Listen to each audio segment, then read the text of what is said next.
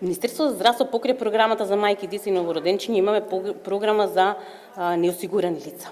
Во таа програма секој едно лице што не може да се осигура по никој друг основ, не знам дали има и представници од Фондот за здравствено осигурување, че се осигурува преку тоа програма. Обично преку таа идат тие лица кои што немаат лични карти, апартридити и така натаму, кои се родени на територијата, така да гледаме секој едно дете, не само дете, секој граѓанин на Македонија да биде здравствено осигуран преку тие програми, значи се врши заштитата, давањето на здравственото осигурање, бидејќи здравствената заштита е тесно поврзана со здравственото осигурување. Кој едно лице нема здравствено осигурување, не може да добие здравствена заштита, освен кај животно закрузувачките состојби кај кои се реагира независно дали сте жител или не сте жител на Македонија и така натаму. Имаме недостаток на медијатори во одредени општини, меѓутоа морам да споменам дека имаме и недоволен интерес на лицата роми за да бидат медијатори.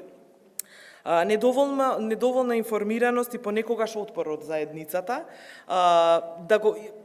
да дозволат нивното дете да учествува во образовниот процес.